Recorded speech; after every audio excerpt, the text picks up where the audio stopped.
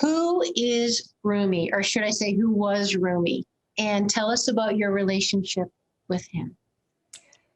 He was a poet 800 years ago, a Sufi poet, which is the mystical side of Islam.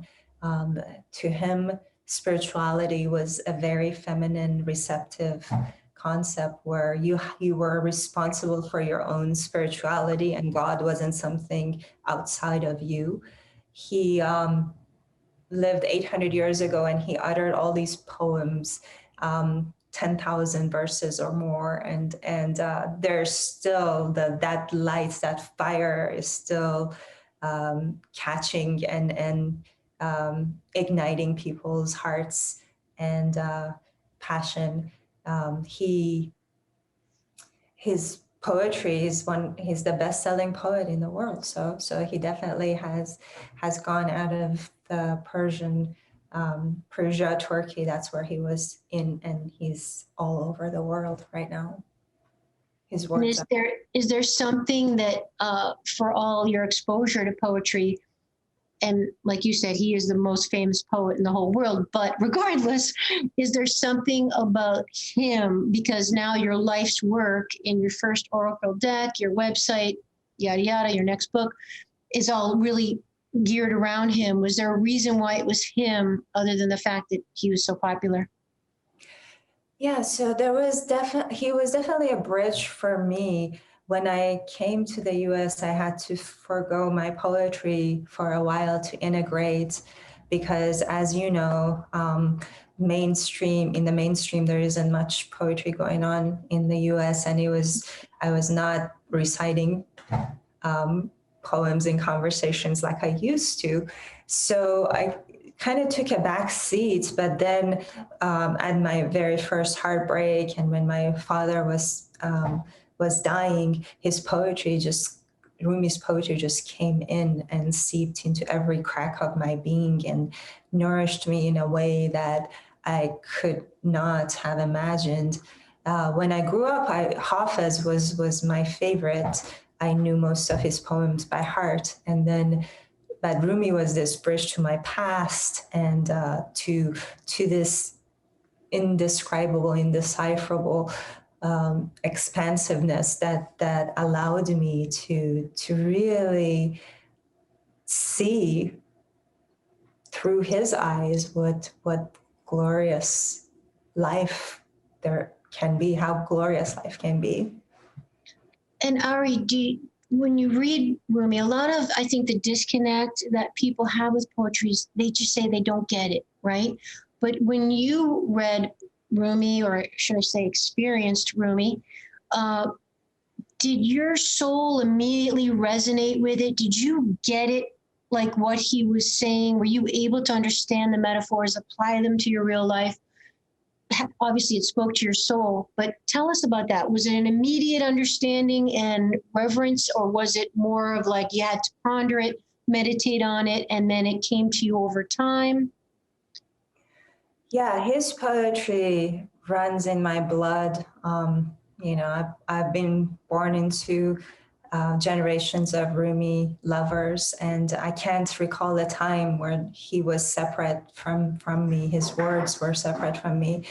And I hear that from a lot of people who don't even speak Farsi, where there is this situation where I recite the poem in Farsi and they're like, I understand this. Yeah, yeah.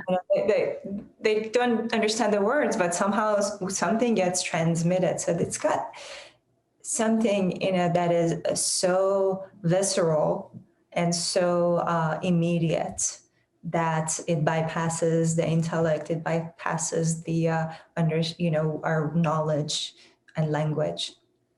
And that probably comes through in your art, right? When you do your paintings, I'm just assuming you're probably just letting that flow through you and coming out onto the canvas, right? Mm-hmm. Yeah, for sure. Yeah, my paintings don't take that long because everything just flows out of me. And wow. Here's one For those who can't see, it's the cover of Rumi's Gift, and it's a woman meditating, and her body is made out of a Rumi poem. So it's truly remarkable. For those people that are listening by podcast, we apologize, but when you get a chance, hit up the show notes and go to my YouTube channel, FitAmyTV, and you will see this whole episode with the absolutely gorgeous Ari, and she's holding up her beautiful painting that she did herself. What was the topic of that one? Was that the freedom painting? I remember. Yeah, see, I remember that one. Freedom. It's just remarkable. And Ari, would you hold up the Oracle deck again for us? And I apologize for the podcast folks. She's holding up the beautiful deck that she created called Rumi's Gift. And explain to us, please, what exactly that is and how you created that, how that came about. It's so ingenious and gorgeous. The idea was that I wanted to make a bridge between the Persian practice of divination, which we did through poetry, as usually Hafiz, but sometimes Rumi, and the Western tarot. And so made an oracle deck with all his, I had 33 paintings. Some of them were painted with Carmen Castello, another really beautiful artist. And the other ones are my own paintings of what we call a calligram, which is calligraphy made into an image. And so there are some poem cards. Beautiful. So she's holding them up. And just to, so what you're saying that the calligram, so that's, do I have this right, Ari, that it's the words that you're using the actual words as the lines of the painting to make the forms, right? Yes, definitely. So amazing. Everybody, one of my best friends and mentor, Paul Check, gave me Ari's gorgeous deck, Rumi's Gift. First of all, he's enamored with Ari Hanavara and her amazing life story. Paul, Ari, and I are all artists. I am an aspiring artist. I am nowhere near of the caliber of Paul or Ari, but I got turned on to it. And Paul is just, I'm so grateful that he gave me that gift because it is just gorgeous. And please go to YouTube, everyone, and look at her beautiful deck. And obviously it'll be on your website, which we'll get to at the end of the show.